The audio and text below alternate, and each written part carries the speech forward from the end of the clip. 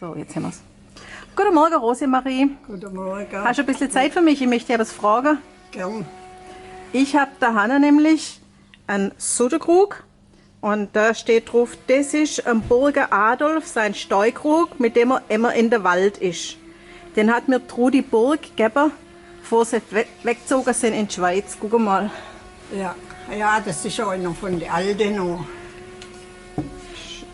Ist das ein Sutterkrug? Das ist ein Sutterkrug, ja. Zu denen hat man Sutterkrug gesagt. Warum sie Sutterkrug heißen, weiß ich eigentlich nicht. Ich glaube, das ist vom Französischen. Aha. Also Soutien heißt Unterhalt, Unterstützung. Aha. Und man braucht ja etwas, wenn man es schaffen geht, mindestens etwas zum Trinken. Ja. Und dann hat man sich da quasi Gesundheit unterhalten können damit. Jawohl. Ja, also etwas zum Ja. Trinken geht, hat eine Stärkung eigentlich. Ja. Schade, ist ein bisschen kaputt, der Hanne ist oben der Schnepper weg. Ich habe da eigentlich auch noch einen, der ist noch, glaube ich, ein bisschen besser im Stand. Da ist noch Oh ja, der ist gut. so ein Verschluss dabei. Ja, Also der ist auch noch von meinen Schwiegerleuten auch. Aha. Der ist ein Haber, wenn sie aufs Feld sind, haben sie den angehängt in der Stiel rein aha. und haben ihn auch so auf der Achsel mittragen. Und meistens haben sie halt einen Most rein oder so, die Männer. Klar. Aber später hat man auch welche mal bloß einen Tee mitgenommen, auch noch im Sutterkrug.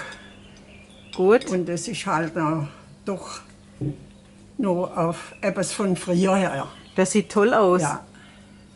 Ja, danke für die Erklärung. So, guten Morgen. Heute ist der nächste Tag und ich habe bereits einen Zuschauerhinweis bekommen zu unserem Sutterkrug. Ich habe ja vermutet, dass es aus dem Französischen kommt und ich denke auch nach wie vor, dass es ein bisschen damit zu tun hat, aber es kommt wohl nicht von Soutien, sondern Sutterkrug, das ist ein Hinweis auf ein anderes Gefäß, auf den Sutter. Das ist ein Gefäß, in welches der Most von der Kälte rinnt. Den habe ich noch nicht kannt, den Sutter, oder vielleicht mal gesehen, aber nicht bewusst abgespeichert.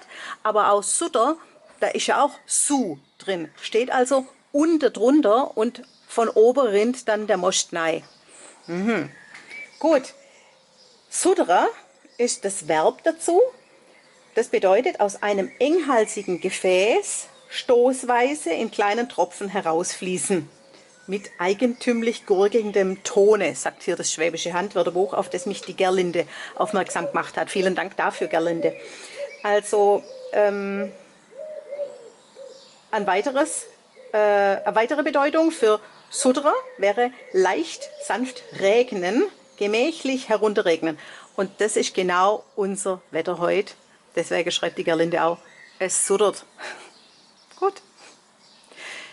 Damit grüße ich euch und wünsche euch einen schönen Tag. Schönes Wochenende. Tschüss. Hey Leute, hat's euch gefallen? Dann guckt doch öfter mal in meinen Kanal rein. Oder auf meine Homepage, da hat's ein ganz nettes Programm. Bei uns ist nämlich etwas Butter.